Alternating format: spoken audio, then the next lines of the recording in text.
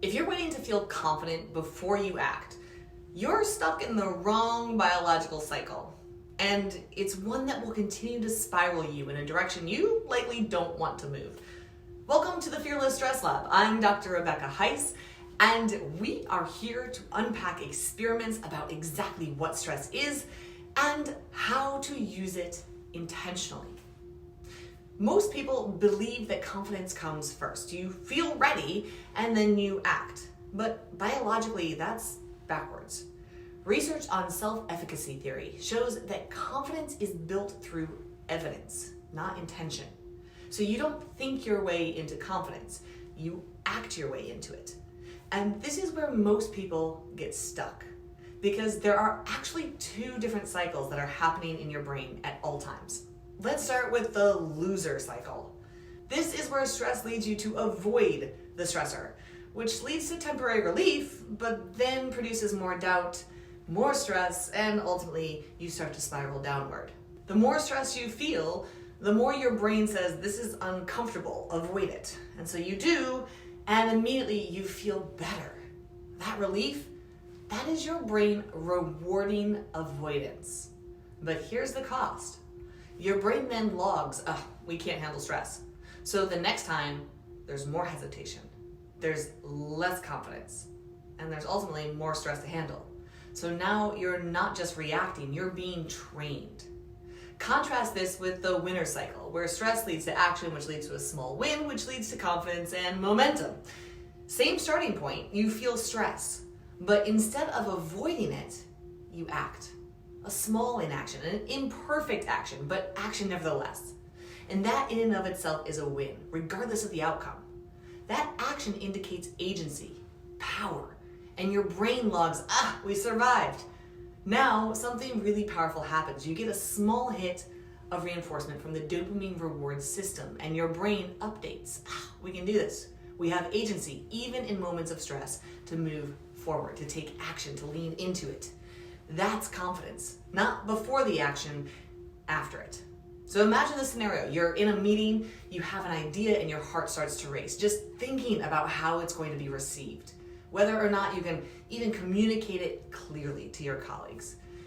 So this is the stressor, right? It's the invitation. And now there are two paths. Path one, you wait, you overthink, you stall, you say nothing, and you can enjoy the immediate relief of not putting yourself out there. But later, that leads to regret, self-doubt, less confidence next time.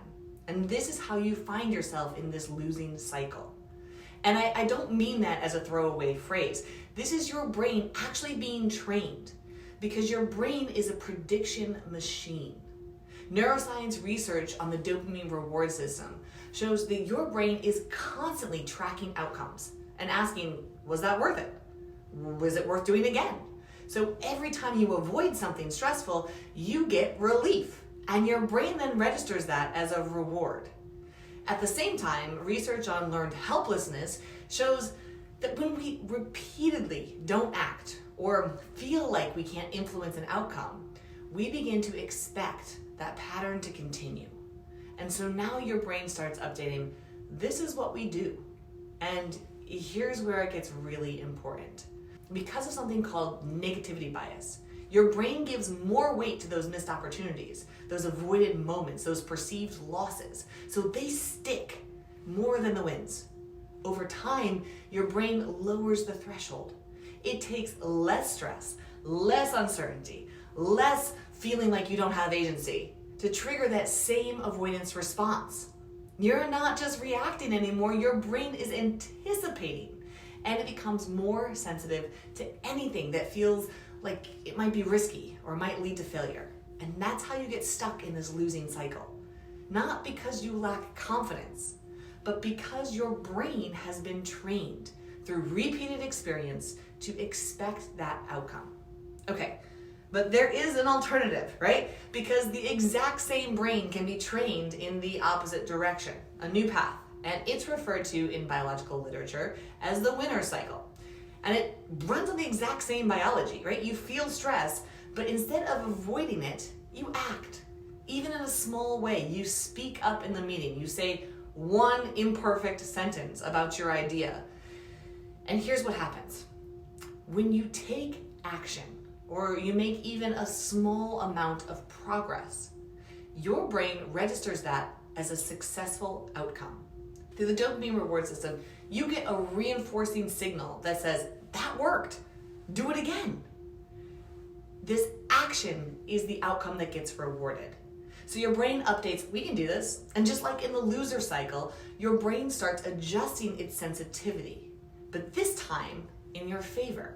So instead of becoming more sensitive to threat, it becomes more responsive to opportunity. And this connects to what is known as the broaden and build theory, where positive experiences expand your attention, expand your thinking, and your willingness to act.